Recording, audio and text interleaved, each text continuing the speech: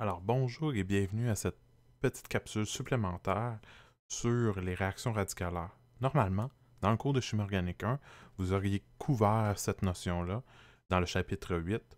Donc ce que je vais faire, c'est que je vais passer avec vous rapidement les bases des deux réactions radicalaires que vous auriez vues pour que vous ayez donc les bases sur ces deux réactions-là si jamais vous avez à utiliser ces réactions radicalaires-là, que ce soit dans un de vos projets ou encore dans la partie théorique du cours. Donc, ce que je veux vous parler d'abord, c'est vous rappeler un petit peu comment une réaction peut se faire, comment on peut briser un lien. La première réaction qu'on va voir radicalaire, c'est une réaction qui va utiliser des alcanes. Les alcanes, je vous rappelle, ce sont des molécules de carbone avec seulement des liaisons simples et des hydrogènes. Donc, vous avez juste des liens carbone-carbone puis des liens carbone-hydrogène. Donc, si jamais on veut faire une réaction avec un alcane, on doit briser généralement un lien, par exemple, carbone-hydrogène. C'est le plus facile à briser entre les deux, entre un lien carbone-carbone ou un lien carbone-hydrogène. Donc, on peut imaginer trois façons de briser ce lien-là carbone-hydrogène. Vous pourriez prendre les électrons du lien, les donner à l'hydrogène. Ce que ça fait, c'est que ça forme un carbocation puis un hydrure. Donc, c'est un bris qu'on appelle hétérolytique. Ça veut dire qu'un des deux éléments va avoir les électrons, tandis que l'autre n'aura rien. Donc, un hydrure, c'est un H-, excusez-moi, et un carbocation, un carbone chargé positivement. Donc, ce sont des choses que vous avez vues dans le premier cours que je vous rappelle ici. Donc, je fais un bref rappel de quelques notions en même temps. Donc, j'en profite là, pour faire réviser un petit peu certaines notions. Dans une autre façon qu'on pourrait faire, c'est que plutôt de donner les électrons vers l'hydrogène, on pourrait les donner au carbone. Donc, dans cette façon-là, on forme un carbone qui est chargé négativement, donc un carbanion, et on forme un H+, donc un proton. Donc, c'est encore un bris hétérolytique. Finalement, la dernière chose qu'on peut faire, c'est qu'on pourrait prendre le lien. Et là, ce que vous pouvez voir, c'est que dans les deux premières façons de faire des flèches de mécanisme, pour montrer qu'est-ce qui se passe avec les électrons, on a une flèche qui est complète, qui est double. Okay? Donc, il y a une pointe complète. Ça veut dire un mouvement de deux électrons. Pour ici, la même chose. Donc, c'est la majorité du temps que vous allez faire des mécanismes, vous allez utiliser cette double flèche. Mais lorsque vous utilisez des réactions radicalaires, le mouvement des électrons peut être à seulement un électron qui se déplace vers un endroit. Donc à ce moment-là, on va avoir une flèche qui est moitié complète. Donc c'est ce qu'on présente ici. C'est un petit peu difficile peut-être à voir, mais c'est une flèche qui n'est pas complète avec une double pointe. Il y a juste une moitié de pointe ici au bout de la flèche pour le déplacement d'un seul électron. Donc, il y a un électron qui va vers l'hydrogène, puis un électron vers le carbone. Donc, le lien qui contenait deux électrons est séparé moitié-moitié. Et là, comment on représente ça? C'est qu'on va représenter un carbone avec un point et un hydrogène avec un point. Donc, ce qui veut dire qu'il y a un électron seul ici et là. Donc, ce qu'on a formé, c'est un radical qu'on dit alkyle parce que c'est une chaîne d'un alcane, donc alkyle pour alcane, et un hydrogène parce qu'un hydrogène, c'est un atome qui a un électron avec son proton qui est au centre. Donc ici, c'est comme un atome qui n'a pas de lien présentement. La particularité des radicaux libres, comme ceux-là, c'est qu'ils vont vouloir réagir assez rapidement. Donc, qu'est-ce qu'on va faire? C'est que pour faire une réaction qu'on appelle d'halogénation radicalaire, donc on va insérer des halogènes, une des premières possibilités, ça serait d'insérer un chlore, donc ce qu'on appelle la chloration. Donc, cette réaction-là que je vais vous montrer, c'est que ça utilise un alcane et du Cl2. Sauf que là, si on fait juste mettre l'alcane et le Cl2, il n'y a rien qui va se passer. Pour que la réaction radicalaire puisse se faire, il faut généralement utiliser soit du H-mu, donc ça indique de la lumière, donc c'est les symboles là, pour l'énergie qui provient de la lumière, que vous avez vu en physique par exemple, donc la fréquence fois la constante de Planck. Donc ça, c'est les symboles qu'on utilise pour indiquer une source de lumière, ou encore le triangle qui est ici, c'est pour de la chaleur. Donc, soit qu'on utilise la lumière ou de la chaleur. Le plus fréquemment, pour les réactions radicalaires, on utilise de la lumière. Donc, quand on utilise la lumière avec du Cl2 et un alcane, à ce moment-là, on va remplacer un des H de l'alcane par un chlore. Et là, le problème, c'est que on pourrait se demander lequel des hydrogènes va être remplacé par un chlore sur la molécule. Parce qu'on a 3 hydrogènes sur le carbone qui est ici, 3 sur celui-là, on en a un ici, on en a 2 ici, et on en a 3 là. Hein, parce qu'on ne les dessine pas normalement, vu que c'est un dessin qui est stylisé, on ne dessine pas les hydrogènes qui sont sur les carbones. Mais il faut quand même se rappeler qu'il y en a qui sont là. Donc, on peut remplacer un des 2 carbones du bout, donc le chlore ici ou là, ce qui revient au même, donc cette molécule-là, ou encore, on peut le mettre sur le carbone qui est ici au centre, ou encore sur le carbone qui est le 3e qui est ici, ou on peut le mettre sur celui du bout ici complètement à droite qui nous donne celui-là. Donc ça nous donne 4 molécules possibles, et ça c'est juste ce qu'on appelle des produits qui sont de monochloration, qui veut dire qu'il y a juste un chlore qui s'est mis. Ce qui pourrait arriver, c'est qu'une de ces 4 molécules-là pourrait continuer à réagir avec d'autres chlores et de la lumière pour pouvoir insérer un 2e chlore ou un 3e chlore. Donc, il y a d'autres produits secondaires qui vont être des dérivés dihalogénés ou trihalogénés. Donc, ce n'est pas une réaction qui est très très propre ou très très utile. En fait, la réaction est utile pour seulement une situation très très particulière, puis je vais vous montrer laquelle. Donc, si ici, je vous montre un exemple de cette réaction-là, de chlore avec de la lumière et un alcane, avec divers alcanes ici, ce qu'on peut voir, c'est que, par exemple, si je fais la réaction avec la première molécule qui est là, où j'ai 3 carbones qui sont ici à chaque extrémité, puis un carbone central. Donc, ceux qui sont ici, ici et ici, ce sont des CH3, donc ils sont tous pas mal pareils. Puis j'ai un CH ici au centre, donc je pourrais remplacer le H du centre. Donc, ce que je peux avoir, c'est cette molécule-là ou celle-là pour la monochloration, mais je pourrais avoir de la polychloration, donc dihalogénée ou trihalogénée, etc. Donc, on en a dessiné juste un, mais on pourrait en dessiner plein d'autres. Donc, ça fait plein de produits, puis c'est pas très très attrayant. Même problème ici, lorsque j'ai un cycle avec un groupement dessus, qu'est-ce qui peut arriver? C'est que là, je peux mettre le chlore ici, je peux le mettre là, je peux le mettre sur le cycle, à cet endroit-ci, à celle-là, à celle-là. Donc, il y a 3 autres positions sur le cycle, puis on les a même pas tous dessinés. Donc ici, là, c'est pas complet. C'est juste quelques produits. En réalité, il y a 5 produits de monochloration possibles. Donc, vous en avez 3 ici, puis il y en a 2 autres. Si je le mettais à cette position-ci, donc 1, 3 par rapport au méthyle qui est déjà là, ou 1, 4 par rapport au méthyle qui est déjà là. La seule chose qui est possible de faire, puis que ça donne un produit qui est presque unique, c'est si j'utilise un cycle qui n'a rien dessus. Donc, par exemple, ici, vous avez le cyclopentane qui n'a rien. Donc, il n'y a pas de groupement autre. Et si je fais la chloration, ben, le chlore peut aller sur un des 5 carbones à la place d'un des hydrogènes qui se trouverait là. Mais peu importe sur lequel on le fait, le seul produit de monochloration qu'on obtiendrait, c'est celui-ci. Tandis que dans les autres cas, on avait plus qu'un produit de monochloration, en plus d'avoir ceux de dichloration ou trichloration. Donc ici, on a seulement un produit de monochloration possible. Oui, on a quand même d'autres produits de dichloration ou trichloration, etc. Mais on a au moins juste un produit de monochloration. Donc ça serait comme la seule façon d'utiliser cette réaction-là de façon à être capable de séparer le produit unique qu'on voudrait de monochloration. Donc le problème de cette réaction-là avec le chlore, c'est que le chlore est peu sélectif. Si jamais on utilise trop de chlore, ça va donner de la polyhalogénation, donc un mélange de produits très très fréquent. Et la seule fois qu'on a un produit unique et pur, c'est dans les cas des cycloalcanes non substitués, comme je viens de vous montrer un exemple. Alors, qu'est-ce qui fait qu'on a une réaction d'halogénation radicalaire? Qu'est-ce qui cause la réaction radicalaire? C'est qu'on a utilisé de la lumière ou de la chaleur.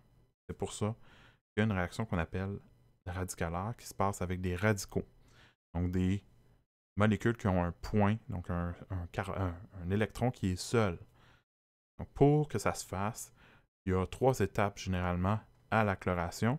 Je vais vous les montrer brièvement, mais je ne vais pas mettre l'emphase sur le mécanisme. Je veux juste vous le montrer pour que vous ayez une idée de pourquoi ça se fait comme ça. Okay, pourquoi il y a une réaction qui se passe, mais je ne vous demanderai pas d'apprendre le mécanisme là, par cœur pour le cours, étant donné que c'est plus une révision de ce que vous auriez dû voir dans le cours de chimie organique. Donc les 3 étapes sont l'initiation, la propagation puis la terminaison. Donc si on regarde la première, l'initiation, qu'est-ce qui démarre la réaction, donc qui démarre le mécanisme, c'est la formation de radicaux à partir du Cl2. Donc le Cl2, quand il va être en présence de lumière ou de chaleur, il y a une petite partie du Cl2 qui va commencer à se défaire.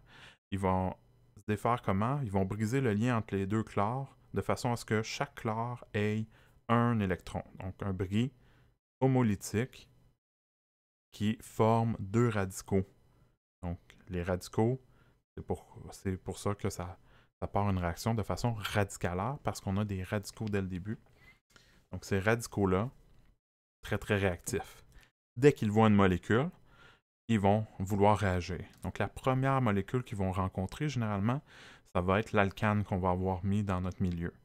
Donc ce qu'on va avoir, c'est un peu de Cl qui va réagir avec la lumière pour partir la réaction et former des radicaux. Puis une fois qu'on a quelques radicaux, c'est suffisant pour partir la réaction. Je vous montre pourquoi. Parce qu'il va y avoir une propagation. Donc ça, c'est la deuxième étape. La propagation, c'est que on va avoir le Cl, point, qui va réagir avec l'alcane, donc le lien carbone-hydrogène désiré à remplacer dans l'alcane va réagir. Donc vous voyez ici, toujours, on utilise des flèches à demi-pointe.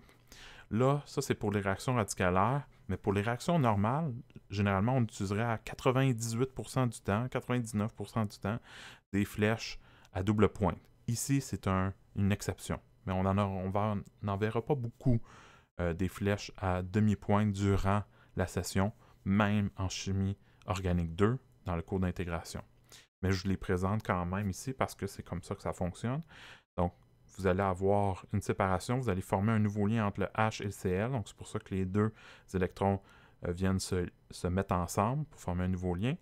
Puis, le lien carbone-hydrogène qui est brisé, ben, on va donner un point au carbone. Donc, c'est pour ça qu'on va avoir un radical de l'alcane, comme je vous ai montré un petit peu plus tôt lorsque je vous ai montré les 3 façons de briser un lien carbone-hydrogène. Une fois que vous avez votre carbone avec un point, donc votre radical alkyle, ben à ce moment-là, il va vouloir agir avec une autre molécule de Cl2.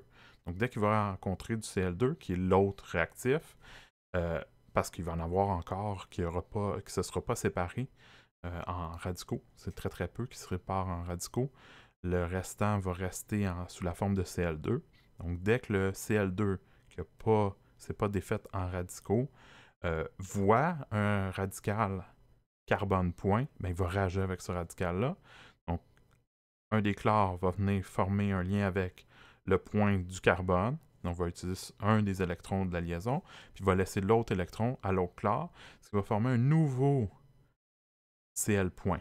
Donc, un nouveau radical chlore qui pourra retourner pour faire une nouvelle réaction avec un autre alcane, et ainsi de suite. Donc, c'est pour ça que souvent, la propagation est visualisée plus comme un cycle de réaction.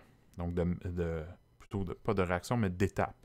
Donc, la première chose, c'est de former des Cl points. Une fois qu'on a un Cl point, c'est suffisant pour partir la réaction, puis qu'elle se continue jusqu'à temps qu'on arrive à ce qu'on appelle la terminaison.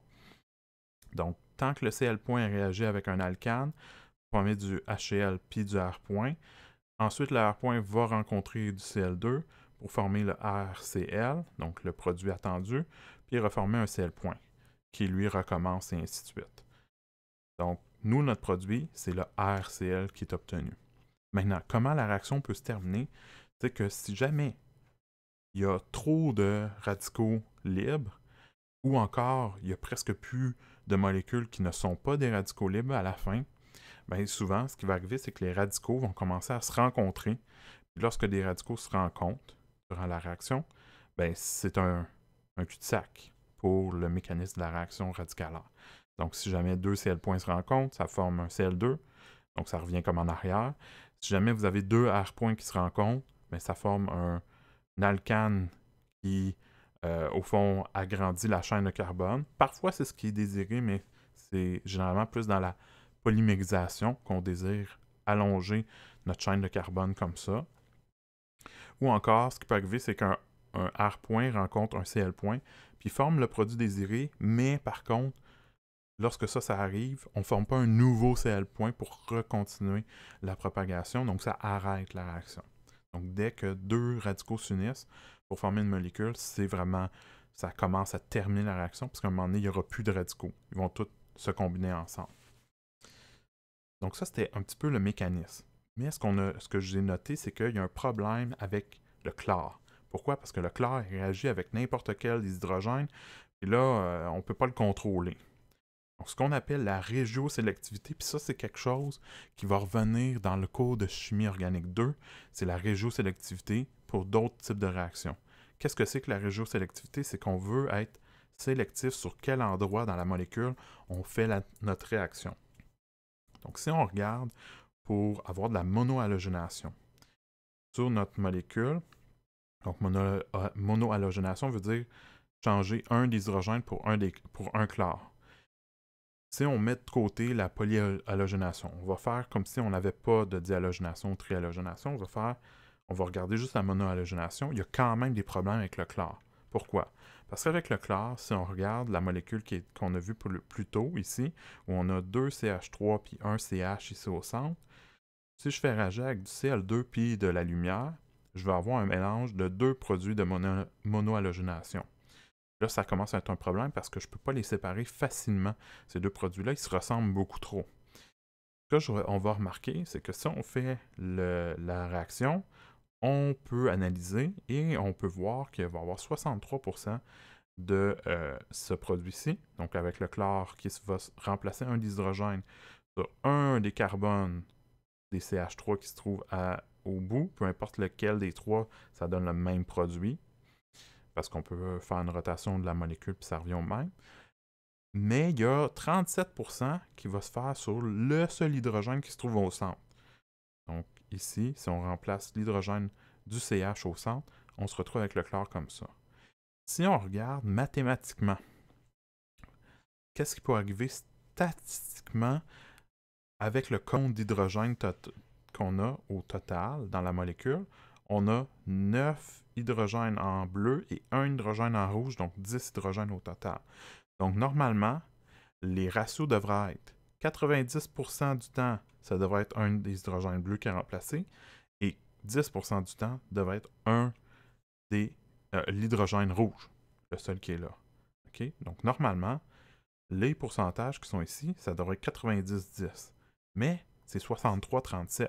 Donc c'est pas juste statistique. Il y a quelque chose qui favorise le produit avec l'hydrogène qui est en rouge. Puis qu'est-ce qu'on voit? C'est que l'hydrogène qui est en rouge est sur un carbone qui est tertiaire. Hein? Il est lié avec 3 autres carbones. Ça, c'est une autre notion qu'on va quand même réutiliser fréquemment, de savoir quand un carbone est primaire, secondaire ou tertiaire. Donc dans ce cas-ci, le carbone qui a l'hydrogène est tertiaire, tandis que les carbones qui ont l'hydrogène en bleu sont primaires. Qu'est-ce qui arrive? C'est que les radicaux, comme les carbocations, ont une préférence vers les radicaux tertiaires. Radicaux tertiaires, c'est beaucoup plus stable qu'un radical qui est primaire. Et évidemment, entre les deux, il y a le radical secondaire. Donc, radical tertiaire, plus stable que secondaire, qui est plus stable que primaire. Comme les carbocations tertiaires, plus stable que secondaire, qui est plus stable que primaire. De façon générale, s'il n'y a pas d'autres effets électroniques, s'il n'y a pas de résonance ou autre. Donc, on voit qu'il y a une préférence vers le tertiaire. Donc ça, c'est déjà un bon signe. Fait qu'est-ce qu'on va faire? C'est qu'on va utiliser ça, cet avantage-là, mais maintenant avec un autre halogène. Parce que le chlore n'est pas très, très intéressant vu qu'il réagit trop facilement, trop vite. Le brome, par contre, lui, peut faire aussi la réaction radicalaire d'halogénation, mais il est beaucoup plus sélectif. Donc, comment ça qu'il est plus sélectif? Ben, c'est qu'il va réagir plus lentement et il va réagir seulement avec, à remplacer l'hydrogène qui est sur le carbone le plus substitué de la molécule. Donc, par exemple, dans cette molécule-ci, on voit que le carbone qui est ici au centre est tertiaire et un hydrogène. Donc, cet hydrogène-là, c'est l'hydrogène qui est sur le carbone qui est le plus substitué, donc formerait le radical le plus stable, qui est radical tertiaire lors du mécanisme de la réaction. Et donc, c'est celui-là qui va être remplacé et on l'obtiendrait à 95%. Contrairement au chlore qui, lui, réagirait avec n'importe quel hydrogène. Oui, il préférait un petit peu tertiaire, mais pas assez pour vraiment avoir une réaction qui est facile à utiliser. Donc, le fait que le brome, en présence toujours de lumière ou de chaleur, réagit, mais de façon un petit peu plus lente, ça fait en sorte qu'il est plus sélectif que la chloration. Puis ça, c'est quelque chose qui est important pour vous de comprendre pour même d'autres réactions que vous allez peut-être utiliser durant vos projets. C'est que si vous utilisez une réaction qui est violente et rapide, elle ne sera pas nécessairement sélective. Et ça peut causer des problèmes. Ça peut être bien parce que des fois, on peut sauver du temps, mais si elle n'est pas sélective et réagit ailleurs dans votre molécule, ben, c'est pas très très bon pour vous. Tandis qu'une réaction qui est plus douce, plus lente, va être généralement plus sélective, et donc ça peut être très très bien pour des molécules un peu plus complexes. La régiosélectivité pour le Br2 avec de la lumière ou de la chaleur, mais le plus souvent on va trouver la lumière, est tellement bon que si je réutilise le même exemple qu'on avait tantôt avec le CAL2, où on voyait que normalement on devrait avoir du 90-10, ben on avait 63-37 par exemple. Ben là, ici, avec le BR2, on a pratiquement pas des hydrogènes qui se trouvait en rouge ici, qui est en fait un des CH3, qui est remplacé par un brome, mais seulement celui sur le CH qui est au centre, qui est sur le carbone tertiaire, qui est remplacé à près de 99%. Donc pourquoi? C'est parce qu'on passe par un radical qui est beaucoup plus stable, un radical tertiaire, donc ça demande moins d'énergie. Puis le brome, c'est parfait pour lui parce qu'il ne veut pas passer par quelque chose qui demande trop d'énergie. Donc si on revient avec les mêmes molécules qu'on avait vues tantôt, les mêmes alcanes, mais avec Br2, bien, ce qu'on va avoir, c'est qu'on va avoir des produits qui sont majoritaires, qui vont être presque seuls à être obtenus. Donc par exemple, celui-ci, celui qu'on vient de voir, on remplace l'hydrogène qui se trouve ici, donc le carbone le plus substitué, carbone tertiaire.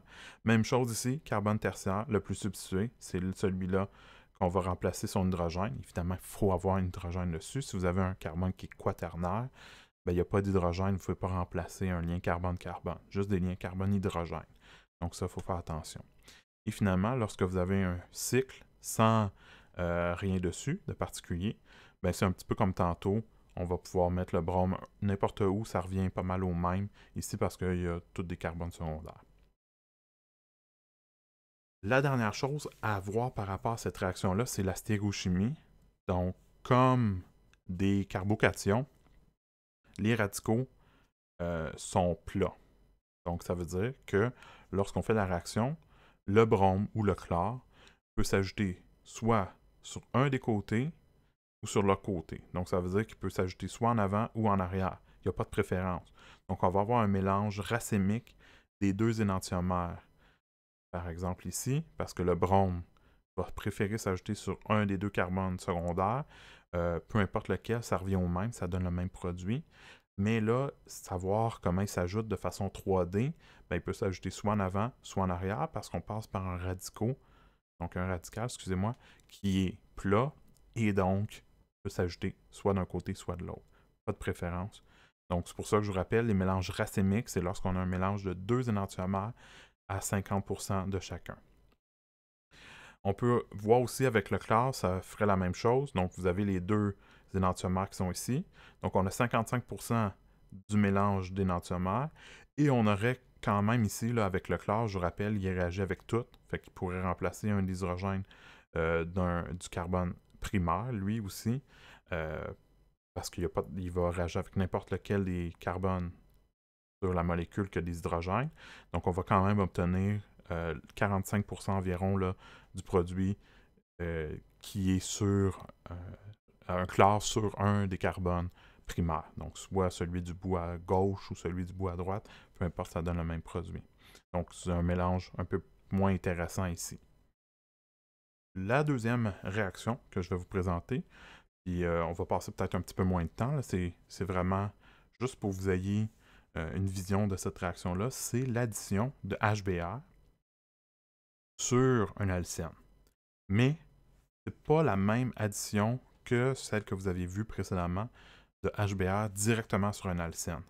Celle-ci est en présence de peroxyde et de lumière. Donc, qu'est-ce que ça change de mettre du peroxyde puis de la lumière? Normalement, on ferait réagir du HBr avec la liaison double, comme par exemple celle-ci. Sans peroxyde, sans lumière. Ce que vous aviez vu dans votre cours de chimie organique, c'est qu'on utilisait la réaction selon le mécanisme qui était expliqué avec la règle de Markovnikov, qui va préférer de mettre le brome sur le carbone le plus stable parce qu'on va passer par le carbocation le plus stable. Donc, ça voudrait dire passer par le carbocation qui est tertiaire. Donc, on va mettre le brome sur le carbocation tertiaire et donc on obtiendrait ce produit ici. Donc, ça, c'est ce que la règle de Markovnikov nous dirait. Maintenant, si on met du peroxyde puis la lumière, c'est pas le produit qu'on s'attendrait normalement sans peroxyde et lumière, c'est l'autre produit. Donc, c'est pour ça qu'on dit que c'est le produit anti-Markovnikov. Donc ici, l'addition radicalaire donne le produit qu'on s'attendrait anti-Markovnikov. Tandis que ce n'est pas possible si on utilise juste du HBr tout seul. Donc, vous avez quelques exemples ici supplémentaires. Si je prends du HBr, peroxyde et lumière, je m'attendrais normalement juste avec du HBr à mettre mon Br sur le carbone secondaire, mais puisque je suis avec du peroxyde de la lumière, je vais le mettre sur le carbone le moins substitué, soit anti-Markovnikov, donc le primaire. Et donc, il faut toujours aller contre ce qu'on pensait normalement avec le HBr seul, avec un alcène. Donc, quand on fait réagir un alcène avec du HBr, il faudrait suivre Markovnikov, mais quand on ajoute du peroxyde de la lumière aussi, à ce moment-là, ça inverse le type d'addition. C'est pour ça qu'on obtient toujours le produit anti-Markovnikov. Donc, plutôt que d'avoir le brome sur le carbone le plus substitué, on l'a sur le carbone le moins substitué. Donc ici, même chose, entre un carbone qui serait tertiaire ou secondaire, on va mettre le brome sur le carbone secondaire. Même chose ici, sur le carbone secondaire plutôt que le tertiaire. Et finalement, lorsque votre double liaison, elle est symétrique, qu'il y ait du HBr avec du peroxyde de la lumière ou seulement du HBr sans peroxyde ou lumière, ça donne le même produit. Parce que quand c'est symétrique, il n'y a pas de côté Markovnikov ou anti-Markovnikov, donc ça ne fait pas de différence. Et là, pourquoi ça fonctionne comme ça? C'est parce que la réaction, lorsqu'on met du peroxyde, fonctionne selon le mécanisme radicalaire. Donc, je ne vous demande pas d'apprendre le mécanisme ici, c'est juste pour vous le présenter, pour que vous ayez une idée de pourquoi, d'un coup, c'est anti-Markovnikov. C'est qu'en fait, le mécanisme est pas mal différent de ce que vous étiez habitué de voir avec HBr puis l'alcène. C'est que là, le peroxyde, lorsqu'il voit la lumière, on brise le lien entre les deux oxygènes, ça nous donne un oxygène avec un électron seul. Après ça, il va réagir avec le HBr, parce que généralement, on en a en grande quantité dans le mélange. Il va venir chercher le H, libérer un Br point. C'est ce Br point-là qui va réagir avec la double liaison. Normalement, le HBr avec la double liaison, si on les mettait ensemble directement, sans peroxyde, sans lumière, c'est le H qui s'ajouterait le premier sur la double liaison. Ici, c'est le Br point qui s'ajoute en premier. Donc, on inverse l'ordre d'addition et c'est pourquoi c'est le produit anti-Markovnikov qui est majoritaire, parce que ce produit-ci passe par le carbocation, pas le carbocation, excusez-moi, le radical, qui est le plus stable, qui est secondaire. Parce que le Br s'ajoute en premier. Après ça, on va chercher le H. Tandis que si je mettais mon radical primaire, c'est moins stable qu'un radical secondaire. Donc, le BR va toujours préférer se mettre sur le bout pour former le radical le plus stable. Puis, après ça, on va chercher le H. Donc, le H se place à l'endroit que normalement on mettrait notre BR sans passer par le mécanisme radicalaire. Donc, je ne sais pas si c'est assez clair. Je ne veux pas aller plus dans des détails, mais si jamais vous avez quelques problèmes, que ce soit sur les réactions que j'ai montrées aujourd'hui, les 2 réactions, donc juste les connaître, c'est ça qui est suffisant. Puis les autres réactions que je vous ai donné le schéma pour aide-mémoire, cette aide-mémoire-là, vous pourriez toujours l'avoir avec vous. Normalement, je vous inviterai à toujours l'avoir même durant les examens parce que je ne veux pas que vous appreniez par cœur nécessairement ces réactions-là. Il y a certaines personnes qui ont fait le cours plus récemment de chimie organique 1, il y en a que ça fait plus longtemps. Donc, je ne vous demande pas d'avoir une connaissance par cœur des réactions, mais je veux que vous l'ayez pour que vous puissiez les utiliser dans le cas où, par exemple, vous avez besoin de faire une synthèse et vous avez besoin d'une réaction qu'on a déjà vue précédemment. Évidemment, je vais mettre plus l'emphase dans le cours d'intégration sur la nouvelle matière qu'on va voir ensemble dans le cours de chimie organique 2. Donc, c'est sûr que tous les petits les détails là, des mécanismes de toutes les réactions que vous avez vues en chimie organique 1 ne sont pas nécessaires à savoir, mais peuvent aider. Par contre, il y a certaines notions qu'on va revoir un peu plus, soit en détail ou qui va être intégrées avec des nouvelles réactions. Donc ça, il faut quand même aller réviser. Donc je vous demanderai de réviser quand même certaines choses, par exemple les effets inductifs, attractifs, répulsifs, effets de résonance. Ça, c'est des effets que vous avez peut-être besoin tout de suite dès le début du cours, ainsi que d'autres informations sur les mécanismes, etc., de façon générale. Si jamais vous avez des problèmes, communiquez avec moi. On va regarder ça ensemble. Ça va me faire plaisir de vous aider. Sinon, on se voit pour la prochaine capsule qui va être la semaine prochaine, où on va parler d'une autre réaction, une nouvelle réaction que vous n'avez pas encore vue. Donc d'ici là, portez-vous bien et à la prochaine.